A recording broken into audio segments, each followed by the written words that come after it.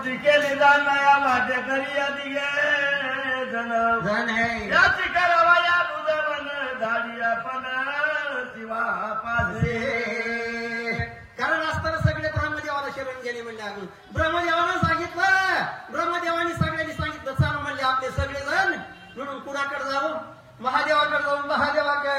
आणि म्हणजे महादेव अशा आपल्या बरोबर वाट्या करून दिल्याशिवाय राहणार नाही. कारण महादेव कसा सब देव का बडा देव महादेव. चला म्हणले ब्रह्मदेवाला सांगितलं, सगळ्यांनी बरोबर येतलं आणि महादेवाकडे गेले. महाराज बोला. मग शिवे बुद्धी केली आकायची ती येता आपण पासे राखुनी आली भोगेची काय केलं, कैलासाला गेले.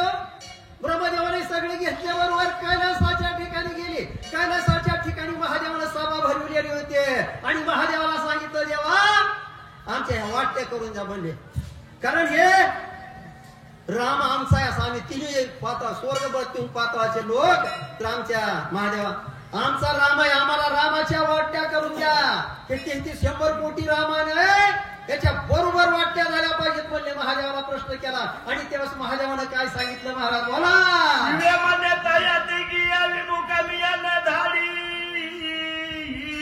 वनाशी वाटा देईन या भाग्याची वचन दिगाची मानले. त्यावेळेस महादेवानं सांगितलं, महादेवासारखे असताना सगळ्यात देव मोठा देव म्हणल्यावर महादेवानं सांगितलं बरोबर वाट्या करून देतो म्हणले. काय 100 कोटी रामायणात वाट्यात काही भेदभावच होणार नाही म्हणले. असं महादेवानं ब्रह्मदेवाला तिने लोकात 3 स्वर्ग मृत्यू पातळामध्ये ती आलते त्यांनी अशा त्या ठिकाणी असताना महादेव बोलू लागले. 100 संख्या येत या रामायण मुळे ग्रंथ शिवमाती त्रिलोक्यात विभागार्थात ऐका.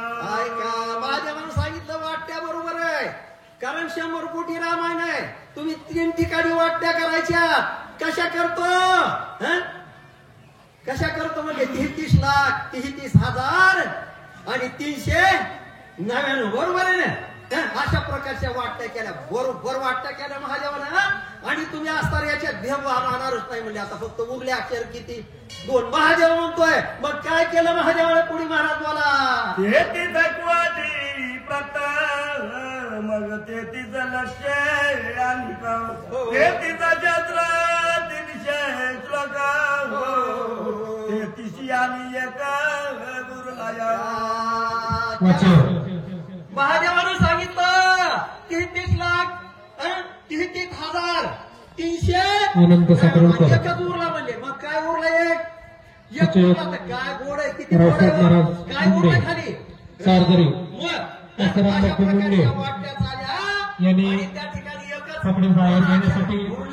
त्याच्या वाट्या कशा केल्या या ठिकाणी असणारे आसाराम बापू मुंडे पुढचे असणारे